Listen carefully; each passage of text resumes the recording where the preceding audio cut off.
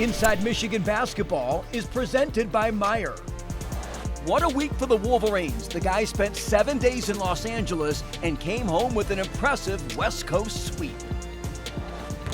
And what a way to bring in the new year. Welcome, everybody, to another edition of Inside Michigan Basketball. That victory over UCLA was as good as it gets at so many different levels as the Maize and Blue improved to 4-0 in the Big Ten. Now goes to work against Bilodeau. One dribble, now two. Spinning, banking, and jamming. Wolf sips one in. It's Golden. Low block left against Bilodeau. Two strong dribbles, and Golden jams it again. Now Golden, right wing. He'll shoot a three. And Barry. Wolf spins, gives to a cutting Golden, who crams it with two hands. Now takes it right baseline. Feeds to a cutting Golden. Stuffs it with a right hand. And one coming. Vlad Golden's feeling himself tonight. Gives to Golden. Back to Wolf. Catch and shoot three for the left side, and he buries it. Michigan is 8 of 11 from deep. After leading by as many as 18 in the first half, the Wolverines owned a 10-point bulge at the break. Head up, Steve Johnson, catch and shoot straight on three is good. Ball pinballs around, saved by Daly, floats and scores from three as the shot clock expires. And then a quick inbound by Golden, intercepted by Andrews. Leave it for Daly, goes up, finishes, yes, and a foul. And the Bruins are up 54-51, just like that. Extra pass left side, Donaldson a three, knocks it down. Now Donaldson feeds Cheddar, left corner a three for the tie, got it! It's 57-all. Despite foul trouble and being down a starter, Michigan closed strong on both ends of the court. In those moments and before the game, I told the guys, let's weather the storm, first of all, and second of all, hold it down for Roddy.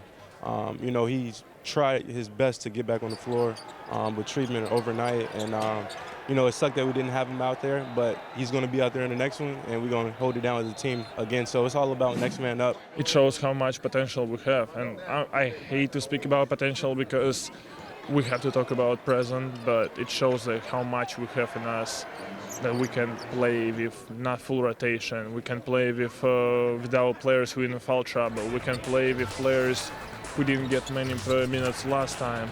So it just shows how many good players we have on the team. Now back to Donaldson. Shot fake, got his man up, gives to a cutting Golden, goes up, finger rolls, and one. Donaldson straight on, feeds left wing, Burnett for a three, you betcha! Feed Donaldson, a heat check from 30. Oh, Trey Donaldson, his 6th three of the night!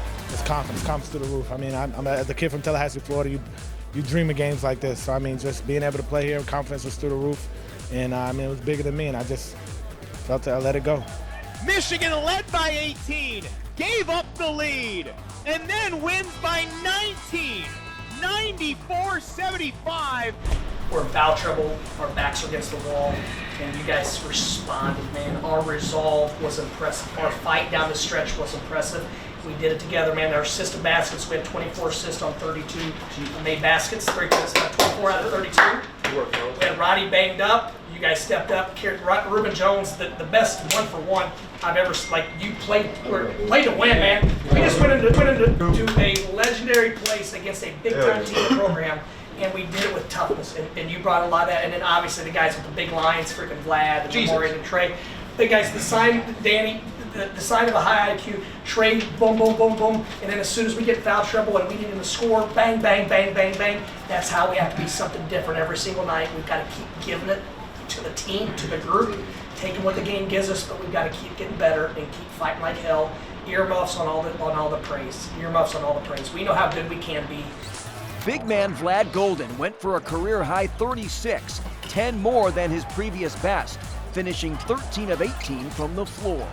That's something that I take pride of. I'm trying to finish with highest percentage, with highest efficiencies possible. And my teammates keep finding me, they keep looking for me, and thank all of them, because if they wouldn't believe in me, I wouldn't be here. Complete team effort. What a freaking road trip that was. Man. We became closer as a group. I think we enjoy each other's company. I saw a lot of guys, different guys, other than your boys, hanging out and spending time with each other.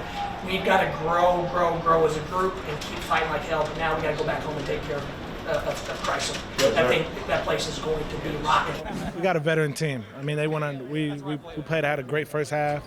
They came out in the second half and punched us in the mouth, and we were able to respond because we had vets. I told my team, this is basketball. Let's not overcomplicate it. They had a good run. Now let's respond and play basketball. Joined now by head coach Dusty May. And coach, when you look at the California trip, the 2 wins, what is the number one thing that you're going to kind of have a lasting impression of there? We look like a better team than we were 1 week ago, and obviously we're trying to get a little bit better each and every day, but sometimes you don't notice the immediate improvement. I think after this trip we improved in several areas. Vlad, with his career high 36 points, looked like UCLA did a lot of different things to try to slow down that portion of your attack. Can you talk about the way your guys recognized, adapted, and succeeded? Yeah, that was probably the biggest bright spot. We weren't only looking for Vlad, but because we shot the ball well against SC and we shot the ball early against UCLA, they were overextended compared to how they normally defend. So it all goes together. Vlad obviously is very appreciative for them looking for him, but also just their ability to make shots makes his life a lot easier. You did this with the team getting in some pretty significant foul trouble there. The resolve it takes in that situation by the players and the staff to kind of keep cool heads and overcome. Yeah, our response to any adversity is good. It helps us in the long term, and we're able to look at different lineup combinations that we probably wouldn't have went to otherwise, especially with Roddy Gale out of the game. We had to move some guys up the lineup, some other guys down the lineup, and we did enough to hold it in the road until we were able to get our main guys back in, and we made runs at the right time. Speaking of runs, UCLA made that inevitable run. Other than the obvious, a defensive stop, what do you coach your guys up about dealing with runs when you know the other team's coming at you? Well, it's the same way whether we're on the run or we're on the wrong side of the run. Just staying poised, focus on the next possession, and knowing that each team has a run in them. But in our case, it was more of let's figure out a way to hold it in the road until we can get him back in the game, until Danny can get back in the game. So there's a lot of factors that go into it, but it is good to have that experience and have it on film for us looking at different combinations. So I spoke with Trey after the game, asked him about his shooting prowess, career-high 6 3-pointers, including the bomb from the top. The first word out of his mouth was confidence. How much confidence is he playing with right now?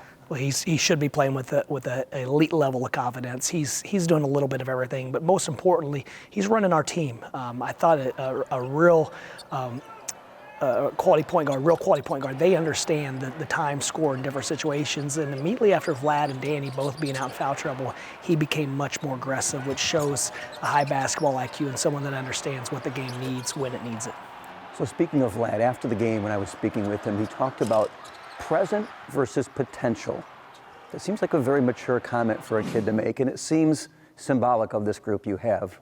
Without a doubt. Obviously, all these young players are looking towards the future. Their professional careers, they go to college to prepare themselves for what's next. And a lot of our guys want to play basketball next. So we're always trying to weigh in their individual ambition with our team goals and responsibilities. And I think our guys are putting the team first while also continuing to work on what they need to do to improve their weaknesses or non-strengths.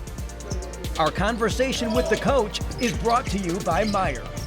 Up next, more with Dusty and a post-game visit from a Wolverine legend. Inside Michigan Basketball is presented by Meyer, proud supporter of hundreds of local sports teams across the Midwest. Brooklyn, New York native Mike Boynton Jr. was one of 5 assistants brought in by Coach May last spring. The two first met about 10 years ago while assistants at rival schools Louisiana Tech and Stephen F. Austin. When this opportunity came, it immediately resonated with me for a lot of reasons. Obviously, I had a lot of respect for what Coach May had done at FAU and the opportunity to work with him. My wife being from 2 hours away in Holland, Michigan, wasn't something that wasn't considered. Obviously, she had some influence here, but also the opportunity to work at the University of Michigan and for Michigan basketball was very, very appealing. Boynton previously served as head coach at Oklahoma State for 7 seasons. Learning on the job, making decisions every day, understanding the weight and gravity of the things that a head coach makes a decision on, really honestly has helped me become a better assistant. I think I'm a better assistant for Dusty than I was before I became a head coach, because now I have a different perspective. What do you think you bring most to this program? I would hope it's stability. I would hope it's someone who understands that the emotions of the game can drive you crazy, but if you can just find that level playing field, whether you're playing really well, whether you're going through a tough stretch, understanding that if you believe in your process and the way you go about things every day, that ultimately you'll get the things that ultimately you want. There's a long way to go, but how much have you enjoyed this so far? This is the most fun I've had coaching probably the last 10 years, to be perfectly honest. And I enjoyed all my time as a head coach, but there's a lot more, I don't want to say pressure, just responsibility. You don't really get to enjoy it as much as you probably should, if I'm being totally candid, because you're always thinking about the next thing. And you have very few opportunities to sit back and enjoy the things as they're happening. So hopefully that's another thing I'm giving Coach some tidbits on, is just you got to enjoy the moment. Chatting once again with head coach Dusty May. And Coach, we just heard from Coach Boynton. I want you to talk a little bit about him and what he's brought to this program this year. He's been an invaluable member of the staff.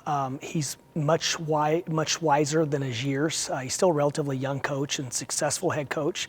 And so he's been a connector with the younger guys on staff, with the older guys on staff. But I think most importantly, from my perspective, he's had these reps in this position. And obviously being a head coach for 6 years, I've had the basketball reps and the coaching reps, but there's a lot more to the job now than just coaching our team. And so he's been a sounding board. He's been a real mentor for me as far as handling all the other things and how to learning from what he went through and doing it at the level he did it. So but more importantly, he's a great basketball coach. He's extremely driven to help our players become the best they can be. So I could go on and on about what he's brought to the table. What do you recall about him kind of the first time you guys crossed paths way back when?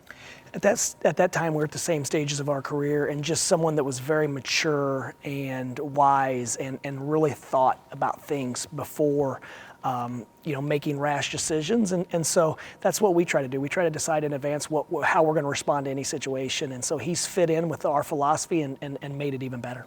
You're getting ready to hit the Big Ten grind. We're in January. Can you talk about the habits established back in summer before the season started, how those now flash, how those now present themselves? Well, when I have a lot of game day anxiety, worried about how we're going to play, I simply remind myself that most of our success that we're going to have is a result of our work habits last summer and in the fall and our practice habits. So we're 20% through the Big Ten season. We're exactly where we need to be with a lot of room to grow. And so now it's just focus on the day-to-day habits and process of getting better. And then if we do what we're supposed to do, then we look up and we're proud of where we are in the standings. Back at it today versus Washington, a team that furious comeback, almost got Illinois. Just what kind of challenge do they pose? Well, they have a center that plays like a point guard, and they're still trying to figure themselves out, but the pieces are there. They're extremely talented, and we have our hands full. And lastly, early impressions of the Big Ten so far. Well, we're playing the new Big Ten, so we're still getting a taste of, we've played the California schools, we've played Iowa, we've played two traditional schools, Iowa and Wisconsin. So it's more diverse than ever. The style of play, the new coaches, the old coaches. So it's been fun so far, but we know we have a lot of challenges in front of us. Coach, thanks so much. Thank you. There are a lot of people behind the scenes keeping the Wolverines revved and ready to go. Athletic trainer Chris Williams is in his 4th season with the program and helped them through that long week in California. It all worked out perfectly. We got everything that we needed over there, and got guys healthy that need to get healthy, and kept guys healthy that we're already playing at a high level. So when the kids are on the road for an extended period of time, what do you see out of them? What they need to do, how they need to prepare, how they need to tackle that task? Yeah, we hit them from all different angles. Our coaching staff does a great job at making sure that they tell the student athletes that they need to take care of their bodies. Their bodies is the number one priority. Is what fuels, what they put in their body fuels their body. So, we attack them with nutrition, and Hannah helps out with that and does a great job. Mount Aldred does a great job with strength conditioning and making sure the guys are in shape, making sure the guys are strong. And then I just do all the other stuff, all the injury evaluations, the stretching, the tapings, all the modalities that we use, all the rehabs and stuff like that. So just try to attack them from all different angles, and the guys have been very receptive, and I feel like we've done a really, really good job of making sure that they're well taken care of. It's not just what you do, it's how you do it, is it not? Yeah, absolutely. I feel like everybody's doing for the most part, doing the same thing, but like as you said, how you do it. With an NBA background, I try to make our college teams program and sports medicine ran a lot like we did in the NBA. So I do a lot of the same things I learned when I was with the Minnesota Timberwolves and, apply it here to the college setting, and it's worked out excellent. Still to come, we'll check in with the women. Evades Cambridge over to Camp Schrader, loads the three, bang! Playing basketball at Michigan is the hardest but also the most rewarding thing one will ever do. Camp Schrader against Cambridge. Euro step in the lane, flip from 8 is good. This year we only have 2 seniors, so we've kind of both taken on the leadership role on this team. I would say Jordan is more of she'll tell you the truth. She's very blunt and is going to tell you, what you need to be better at, how our team can improve. I mean, she's not going to lie to anybody, and I would say I'm more of the good cop. We kind of play good cop, bad cop with each other.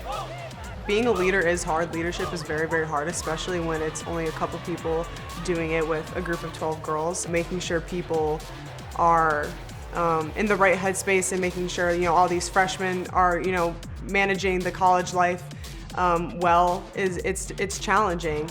My role on the court is unique and it's changed year after year.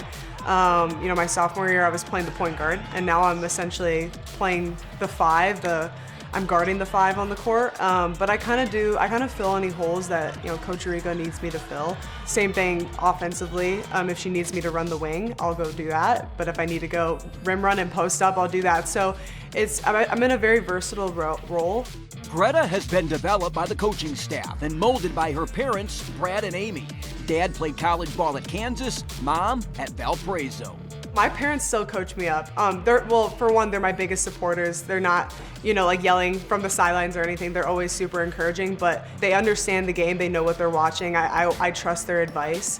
My mom is still giving me pointers on my shots. I mean, she was a really good shooter when she was playing at Valparaiso, and then my dad was more of a 4 or 5, kind of a center. Yeah, they've been awesome in that aspect. I can say right now, so far, this has been my favorite year. And that's not only just because of the wins or the losses. We're okay. I'm still super confident in us. I think we keep saying we're this close, but beside all that, we have some great people on our team, some great personalities that just make this whole experience really, really fun. So no matter the wins and losses, it's been such a pleasure just being around these people and being a part of this program. Greta and the women continued their Murderers Row schedule Wednesday against Ohio State, their 3rd straight game against a top 10 foe. The Wolverines came out smoking against the Buckeyes, shooting 69% in the first half. Olivia Olson scored a game-high 20, and Camp Schrader popped in all 13 of her points in the first 2 quarters. They led by 13 points at the break. But OSU rallied in the second half, riding a 31-point fourth quarter to an 84-77 win, the only meeting in the regular season between the 2 rivals. The Wolverines ended their 3-game losing streak Saturday at Purdue. Mila Holloway scored 8 of the Wolverines' first 13 points, and she finished with a career-high 21. Michigan used an 11-0 run midway through the second quarter to put the game out of reach. They led by as many as 33 on the way to an 87-60 victory.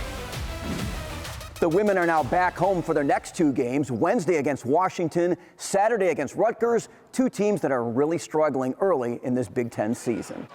Stick around, a very famous Michigan alum shares words of wisdom with the guys. Welcome back. The frosting on the California cake for the Wolverines, a legend stopping by the locker room. I just want y'all to know that we're proud of y'all, man. The way y'all represent yourselves first and foremost, as young men, as athletes, scholars, the maturity that you guys have, the camaraderie you guys play with, the love and the joy you show each other, and the way we can win multiple ways. So we're gonna win with the big fellas doing their thing, dribble handoffs, all right, cool. All right, they get in foul trouble, where Trey at? What we gonna do? And so that's the kind of win that shows me that y'all got the potential to win it all this year. All right, family on 3. 1, 2, 3. Family! That's our show for this week. It was great fun bringing it to you. We're back next time right here on Inside Michigan Basketball. Inside Michigan Basketball is presented by Meyer, proud supporter of hundreds of local sports teams across the Midwest.